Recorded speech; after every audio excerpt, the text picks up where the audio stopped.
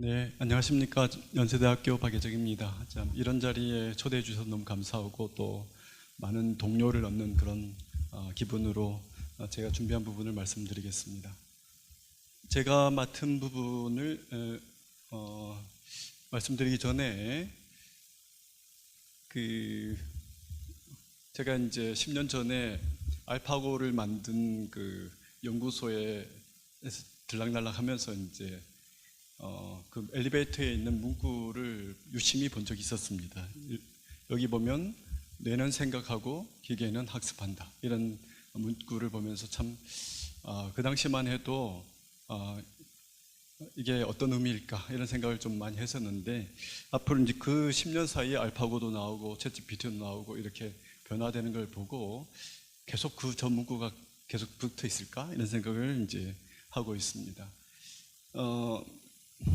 제가 무슨 내용을 해야 될지 포지셔닝 잡기가 상당히 어려웠습니다. 아까 우리 권 박사님께서 그 내용에 대해서 또 기계적인 원리에 대해서 말씀을 해주시지 않았더라면 제가 조금 다루려고 했었는데, 그러다 보면 또 사회적인 이슈나 이런 부분은 또 제가 다룰 것 같지는 않고 그래서 상당히 고민스러워서 챗GPT는 우리한테 묻지는 않더라고요. 그래서 제가 물어봤어요. 어떻게 신경과학적으로 인지과학적으로 어떻게 해야 되는지 물어보니까 너무 잘 대답을 해줘요. 또 좀 모자라면 제가 또 추가적인 질문을 해서 하면 너무 잘 대답하고 또 다루어야 될 부분들을 다 잘 커버를 하고 있습니다. 그렇지만 이게 이제 인간의 특성이죠.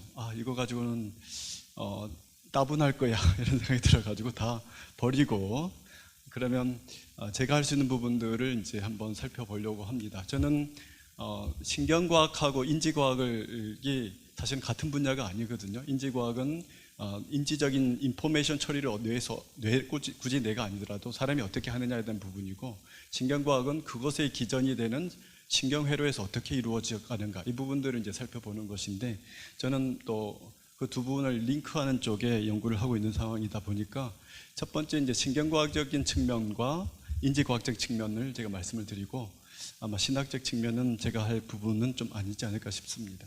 신경과학적인 측면에서 제가 이제 키워드를 잡은 것은 인간을 닮아가는 기계, 이 부분을 이제 키워드를 잡았고요. 인지과학적인 측면에서는 기계를 닮아가는 인간, 이건 이제 아무래도 챗GPT를 계속 사용하면서 같이 공존해 가야 되는 상황이다 보니까 그만큼 그것에 영향을 받는 우리 뇌에 대해서 설명을 하게 되겠습니다. 그래서 이제 챗GPT를 통해서 현재 최신 뇌에 대한 이론들이 어떤 것이고 그것들이 챗GPT와 어떤 상관성이 있는지, 이런 내용으로 약간 챗GPT가 포커스를 아닌 것처럼 제가 강의를 하지만 궁극적으로는 챗GPT와 관련된 것이라고 생각이 됩니다. 아까 우리 권 박사님께서 많이 설명을 잘 하셨고요. 근데 이제 챗GPT의 가장 핵심은 GPT라고 하는 그 내용이라고 할 수 있습니다. 그것을 GPT라는 기술을 채팅에다가 이용을 했기 때문에 챗GPT라고 하는데, 거기에 인간이 가지는 아주 중요한 요소들을 담고 있습니다. 그 중에 이제 제가 세 꼭지로 Generative Pre-trained Transformer라고 해서, 제너러티브란 말이 생성 모형이라는 내용인데, 이 생성 모형에 대해서 한번 챗GPT를 비롯해서 인간을 한번 살펴보려고 합니다. 사실 우리는 다 뇌를 가지고 있습니다. 그래서 근본적인 질문은 왜 우리가 뇌가 필요하지? 이런 질문을 하게 됩니다. 그런데 이제 아주 유명한 계산 뇌과학자인 데이빗 마가 뇌가 필요한다면 뇌가 당면한 문제를 살펴보면 될 것이다, 이렇게 이제 얘기를 합니다. 그러면 인간의 뇌가 당면한 문제, 꼭 인간의 뇌뿐만 아니라 어떤 생명체의 뇌라도 당면한 문제가 뭐냐?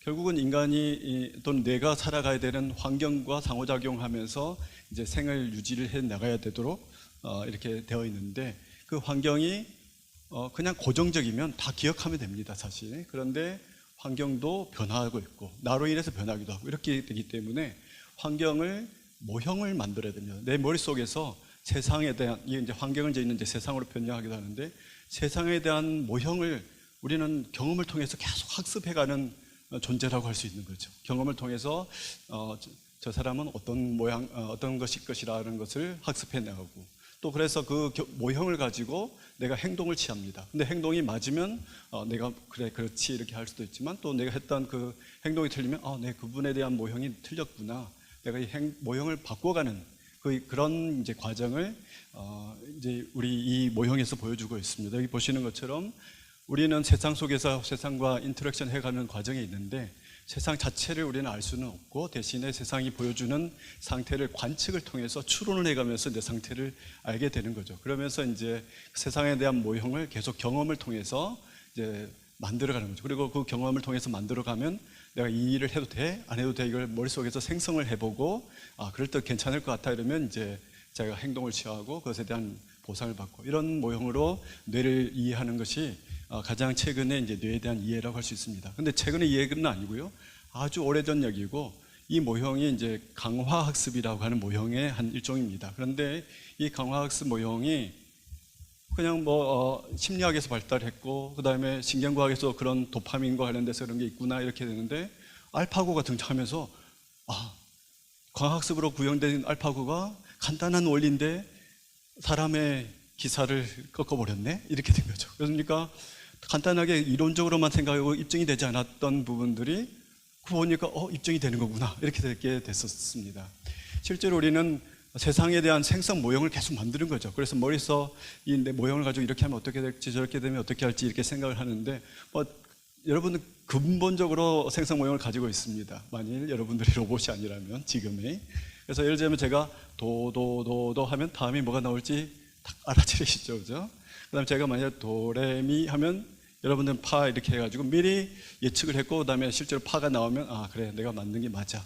그렇게 함으로 인해서 뭐가 장점이냐면 내가 예측을 다 할 수 있으면 일단은 우리가 에너지를 적게 쓸 수가 있습니다. 그래서 여러분들이 MP3 또는 HDTV 지금 방송에서 하고 있는 것들은 이런 모형 기반으로 예측을 미리 해서 예측에서 오차가 나는 부분만 전송을 해서 우리가 MP3도 하고 지금 유튜브도 보고 이렇게 하는 것이 되겠습니다. 그래서 그 얘기는 정말 에너지를 효율적으로 쓸 수 있는 방법은 미리 예측을 해서 예측 오차만을 가지고 전송하는 그 기법을 이제 말씀을 드릴 수 있겠습니다.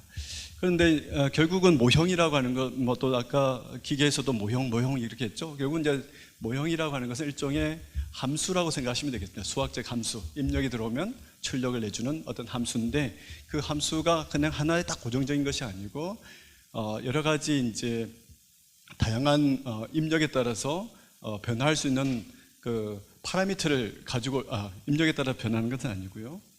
파라미터를 가지고 다양한 함수를 만들 수 있습니다. 예를 들자면 여기에 이제 인형이 있습니다. 인형에 우리가 인형극에서 인형이 있고 선을 통해서 인형을 막 조절을 합니다. 그래서 손가락에 가지고 우리가 원하는 그 인형의 그 형태를 만들려고 하는 것이죠. 그런데 우리가 손가락에 각각의 해당하는 손가락 마디마디의 각도를 이제 파라미터 하나, 둘, 셋, 넷 이렇게 세타 1, 2, 3, 4 이렇게 해서 각각의 파라미터 각도를 바꿔주면 서로 다른 모양의 인형이 생길 수 있겠죠, 그죠? 그래서 그러면 어떤 모양을 만들어야 된다 그러면 어떤 각도를 하는 것이 맞을지 이거를 이제 찾아내는 것이 중요한 숙제가 되는 것입니다. 그런데 우리 인간은 예를 들어서 제가 인형극을 했을 때 하고 인형극을 경력이 50년 된 사람하고 다르죠. 그러니까 저 같은 경우는 어떻게 해야 이렇게 손가락을 해야만 우리가 원하는 모양을 할 수 있을지 정말 시행착오를 많이 하게 되지만 50년 경력을 가진 분은 탁 하면 바로 착 되는 거죠. 그 얘기는 각각의 그 학습을 통해서 자기가 파라미터가 어느 수준에 있어야 될지를 다 경험적으로 알고 있는 것이죠. 이것에서 이제 파라미터의 범위를 쭉 알아내는 그런 부분들을 설명을 합니다. 그렇게 경험을 통해서 각각의 실제로 관측한 자료, 우리가 이제 원하는 자료를 맞추기 위해서 내 머릿속에서는 내가 손가락을 어떻게 움직여야 맞을지 여러 번 시뮬레이션 해가면서 최적의 파라미터, 손가락의 위치를 찾아가는 과정.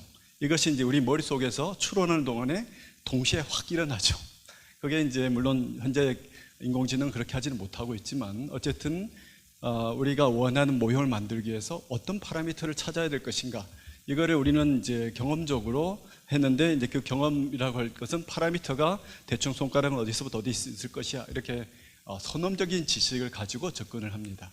그래서 이런 그 선험적인 지식을 기준으로 해서 새로운 경험을 가지고 새로운 지식으로 나아가는 과정, 지식의 형성 과정을 이제 영국 장로교 목사였던 베이즈가 신의 존재를 증명하기 위해서 끄적끄적 했다가 그냥 책상 서랍에 놓고 돌아가시고, 그 이후에 발견돼서 나온 이론이 베이즈 이론이고, 지금 뇌과학에서 베이즈 이론의 전성기를 가지고 있는 그런 상황에 있습니다.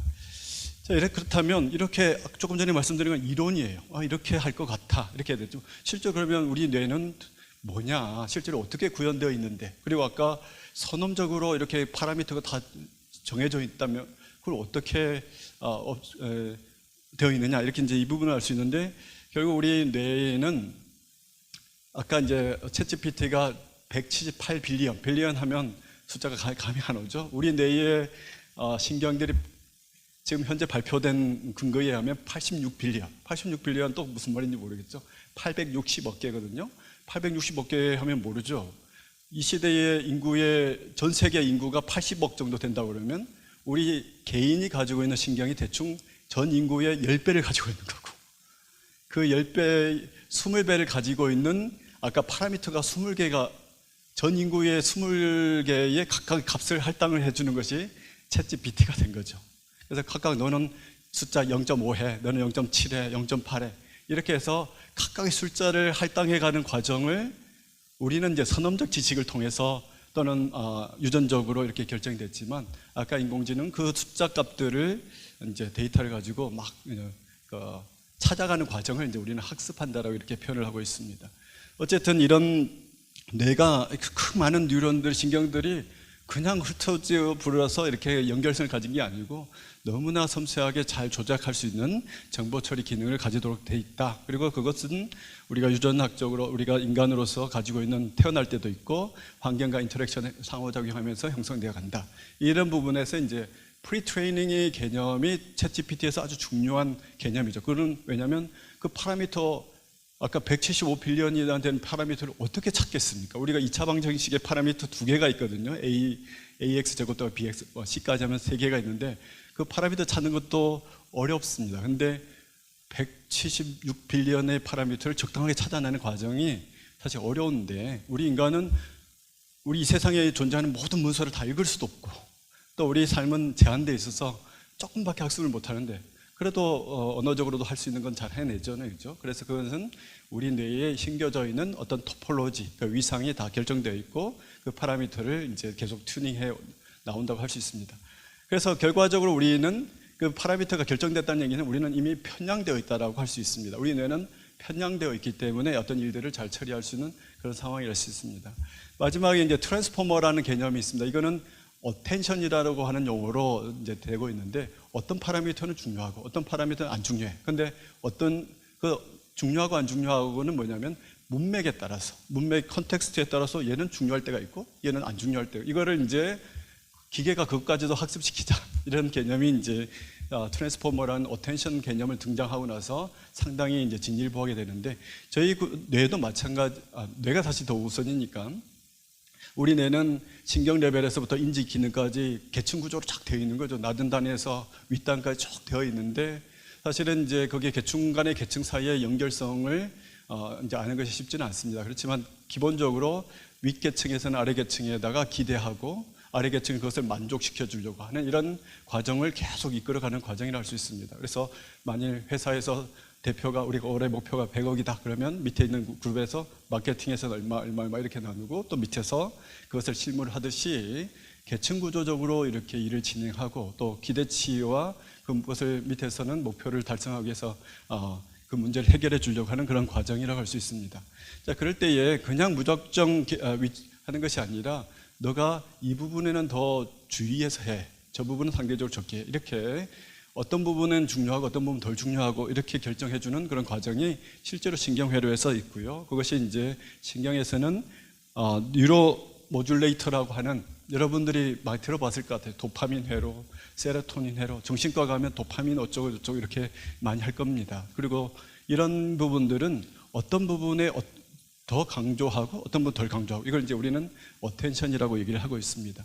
그래서 이런 어텐션들이 잘못되는 경우가 정신질환이라고 이제 이해를 하는 게 요즘 추세에 있습니다. 예를 들어 자폐나 또는 다른 조현병 이런 부분에 다른 어쨌든 바이어스가 돼야 되는데, 어텐션이라고 하는 것은 뭐냐면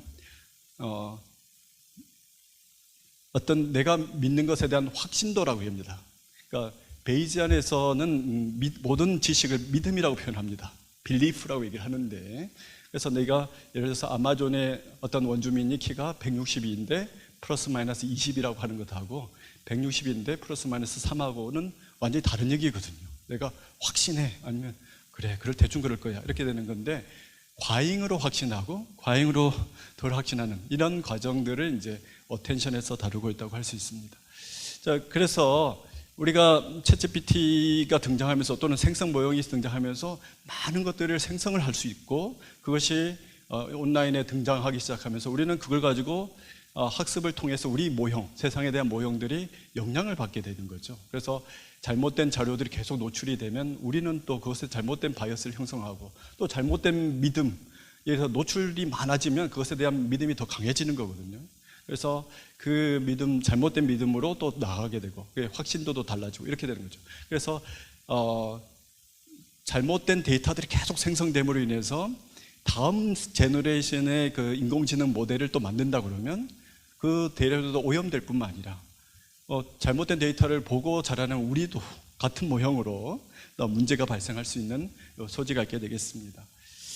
자, 근데 실제로 이제 챗GPT의 신경과학적인 부분이 중요한 부분은, 사실은 우리는 언어가 어떻게 되는지에 대한 연구를 다양한 층에서 할 수 있습니다. 예를 들어서 언어학자들이 하는 부분, 신경과학자들이 하는 부분, 이렇게 되는데, 언어학자들 같은 경우는 저는 잘은 모르지만 예를 들어서 통사론 또는 의문론, 의미론, 화용론 이런 얘기를 쭉 할 수 있고, 이제 신경과학자 입장에서는 지금까지 신경 레벨에서 어떤 일이 일어나는지를 알고는 싶으나 우리의 지식으로는 알 수가 없고, 다만 어느 부분이 언어와 관련되어 있어, 어느 부분이 또 말을 생성하는 부분과 관련이 있어, 이렇게는 이제 오랫동안 연구를 해왔었습니다. 최근에는 환자들 대상으로 하지 않고 기계, 뇌영상 기계, MRI나 펫이나 이런 장치에 들어가면 내가 어느 말을 할 때 어떻게 되는지, 이런 연구를 이제 저희가 같이 계속 언어학자인 박예일 교수와 같이 이렇게 진행하기도 하고 있습니다.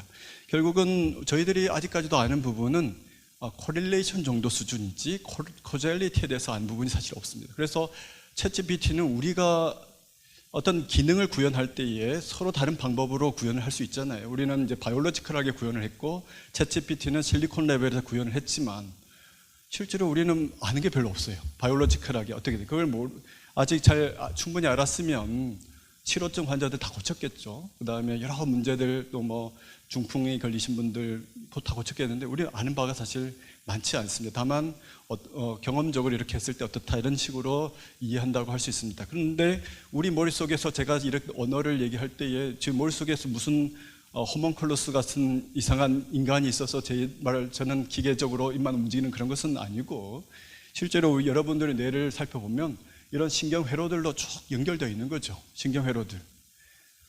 그리고 이런 신경들이 딱 연결되어 있는데, 저는 이제 챗GPT가 나오고 나서 실제로 제가 많이 보고 있습니다. 그 원리도 잘 압니다. 대충은 알고 있고. 그래서 여기 보시는 것처럼 아까 이미 설명해 주셨지만, 결국은 이런 각각의 서로 연결에 해당하는 가중치, 숫자들을 기록하는 거죠. 숫자들이 모델이에요, 숫자들.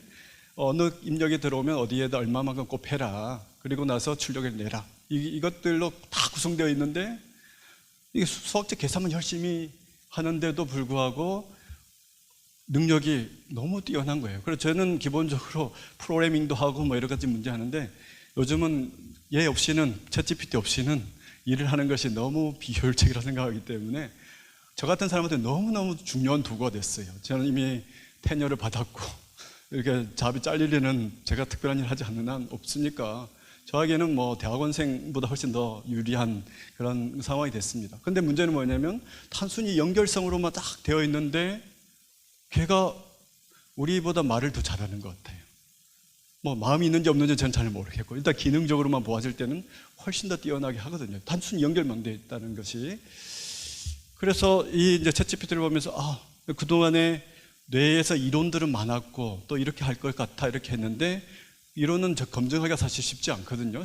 사람에게 어떻게 해부할 수도 없고 이렇게 하는데, 이게 간접적으로 이렇게 뇌에서 작동하는 것을 아주 간단하게 모형을 해서 신경망적으로 이렇게 했는데, 너무나 잘 작동하는 거 보니까 우리 인간 뇌도 생각한다고 하는 거 아주 거창하게 통사론, 의문론, 뭐 이렇게 화용론 이렇게 많이 하지만 야 집어쳐 이렇게 하면서 네, 잘 해내 이렇게 돼버리는 그런 상황으로 이해되는 그런 시점이 됐어요. 그렇다 보면 야 언어 상당히 불가능하다고 했던 언어인데 얘가 마음 지능 또는 좀 더 고위 여기 이제 우리 일반 지능 또는 뭐 이렇게 다른 것들도 할 수 있는 그런 지능 이거 불가능할까? 이 생각이 예전하고는 제가 마음이 확 바뀌는 그런 상황이 됐었습니다. 사실 이제 그래서 지금 현재 챗GPT는 뭐가 부족해? 알파고도 그 당시에 뭐가 부족해? 이런 얘기로 이제 저희들이 위안을 삼기도 했었어요. 저희 이제 이 알파고 기억을 잘 하실 텐데 알파고는 그 당시에 기보를 너무 많이 읽었어. 우리는 인간은 기보를 할 수 없기 때문에 이렇게 이제 얘기를 했었죠. 근데 몇 개월 지나자마자 기보 없이 스스로 공부하는, 스스로 학습한 알파고 나왔어요. 그래서 지금 상황에서는 어떤 인공지능이 쟤는 인간이 못 돼. 뭐가 부족하겠다. 이런 얘기는 의미가 없다라고 예전부터 저는 생각했었습니다. 왜냐하면 인간의 지금 현재 그 기술이 그것을 생각 안 해서 안 넣었을 뿐이지 넣으면 될 수 있겠다. 이것은 제가 얘기한 건 아니고 폰 노이만 우리가 여러분들 쓰는 모든 CPU 컴퓨터를 인간을 모방해서 만들어서 메모리를 분리시킨 이분이 생각하기를 너희들이 기계가 부족하다 얘기하면 내가 정확하게 기술만 해주면 내가 그거 그대로 만들어 줄게 이렇게 얘기를 했었어요. 지금 뭐가 부족하다 안 하다의 문제는 아닌 것 같아요. 앞으로 인간의 욕망은 부족한 부분들을 극복함으로써 자기를 드러내고자 하는 마음들이 있어서 어쨌든 이론적으로는 그게 언제쯤 될지 모르지만 그런 측면에서 저는 이번에 그 딥마인드라고 하는 그 알파고를 만든 회사하고 그다음에 구글의 회사하고 같이 이제 병합이 되면서 구글의 잽던이라고 하는 아주 유명한 천재 프로그래머를 대표로 안 만들고 데밋 하사비스라고 하는 알파고를 만든 친구를 대표로 만들었던 것이 저는 좀 이게 이제 뭔가 있구나 이런 생각이 들었습니다. 왜냐하면 이 친구는 원래 게임도 많이 했고 그렇지만 뇌를 연구를 오랫동안 해서 좋은 논문도 썼던 친구고 뇌에 대해서 아는 사람이거든요. 그래서 얘가 하는 거는 좀 다를 것 같다 이런 생각이 들었고 실제로는 이 친구가 이 친구를 하면 좀 그렇지만 이분이 이제 발표한 내용에 보면 우리가 머지않아 몇 수년 내에 범용 인공지능 이제는 우리는 언어만 하는 거 이런 것만 아니라 이런 것들을 할 수 있지 않을까 이렇게 이제 얘기를 했습니다. 저는 그래서 그냥 예사롭게 들리진 않더라고요. 이 친구는 왜냐하면 그 출신 랩들을 제가 가본 적이 있는데 이 친구들의 관심사는 뭐 할 거냐 그러면 이제 의식 있는 컴퓨터를 의식 있는 로봇을 만들겠다 이렇게 하는 세계에서 제일 똑똑한 친구들 다 모여가지고 그것만 하고 있거든요.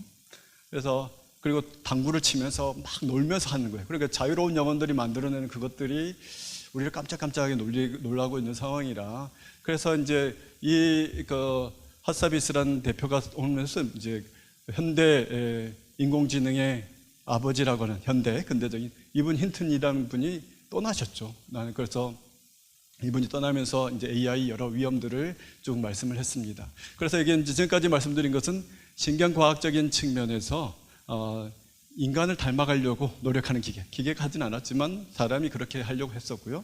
이제 간단하게 말씀드리는 것은 이제는 기계를 닮아가는 인간에 대한 현상적인 문제에 대해서 살펴보려고 하겠습니다. 사실은 챗GPT를 통해서 이렇게 컨설팅하는 과정은 사실 챗GPT가 처음은 아니죠. 일라이자 또는 엘리자라고 번역되는 이거를 이제 MIT 교수였던 바이젠바움이 이제 언어 모델을 간단하게 만들었고 그걸 뭘 어디에다 적용했냐면 정신과에서 환자를 상담할 때에 환자가 물어보면 그걸 거꾸로 묻는 이런 간단한 알고리즘 저희는 지금 봤을 때 간단하지만 그 당시에는 아주 획기적이었죠. 그런데 이것들을 정신과 의사들이 너무 선호했고 또 심지어는 이게 알고리즘이라는 것을 알고 있는 자기 비서가 교수님 제발 문 좀 닫고 나가세요. 내가 이거 해야 된다고 이렇게 얘기를 합니다. 그러니까 이것이 알고리즘이라고 컴퓨터에는 페이크라는 걸 알고 있음에도 불구하고 그것에 빠져들어가서 자기의 상담을 해야 되는 그런 문제. 이걸 이제 우리가 일라이자 이펙트라고 얘기를 합니다. 그리고 나서 이분이 이제 그만두시고 계속 그 반인공지능 이런 쪽 운동을 계속 하셨는데요.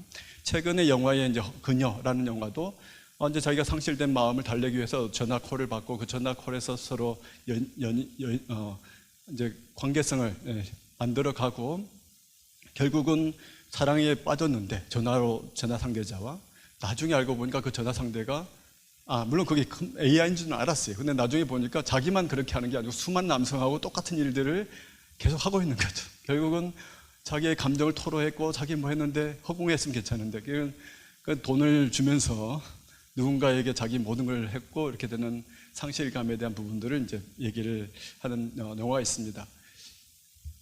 최근에 이제 뭐 네이버 클라우드에서 좋은 일을 한다고 할 수도 있죠. 그 좋은 일이라는 것은 독거노인들을 위해서 매번 안심 케어 콜을 해줍니다. 그래서 잘 지내셨습니까? 어제 뭐 드셨습니까? 이렇게 뭐 어떻게 대답하면 지난주에 그거 하시기로 하시지 않으셨습니까? 이렇게 아주 자연스럽게 해줍니다. 참 필요한 기술이다 이런 생각이 1차적으로 들고요. 또 한편으로는 저렇게 필요한 기술로 되도록 인간을 이렇게 혼자 내버려두어야 되는 그 우리 시스템 그리고 교회는 무엇을 해야 되는가 이런 생각을 살짝이 들더라고요. 우리에게 독거인들도 많고 그들이 케어를 못 받고 있는 상황에 이제 어떤 면에 인간의 그 정의나 감동을 못하는 그런 상황에 있지 않을까 이런 생각이 들어서 좀 양면이 생각이 있었는데요. 한편으로는 제가 이제 생각하는 부분들은 그러면 예를 들어서 정말 인간 상담자가 있고 또 만일 얼굴도 뭐 사람처럼 생겼고 근데 우리는 로봇인 줄 알아요. 근데 그분이 말도 정말 잘해요. 실제로 이제 상담을 잘하니까. 그러면 내가 선택하려면 누구를 선택할 것인가?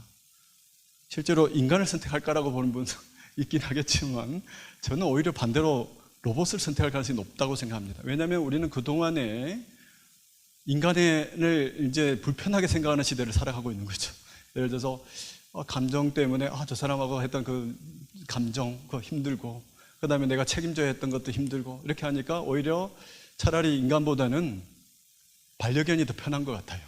반려견이 더 편하고 이제는 반려견도 내가 똥도 치워야 되고 여러 가지 먹여야 되고 하니까 그것보다는 인간답게 살면서도 말도 잘하고 또 나에게 조언도 잘 해줄 수 있고 학적으로 뛰어나고 한 그걸 선택할 수 있지 않을까. 결국은 그를 선택하면서 자꾸 자신을 감정이 없는 사람 또 책임을 안 지는 사람 또는 뭐 어쨌든 기능적으로 모든 것을 바라보는 거 나한테 필요해 기능적으로만 이해하려고 하는 그것이 바로 우리가 그것을 닮아가고 있기 때문에 어떤 면은 그게 기계 아니냐 이런 생각을 살짝 했습니다.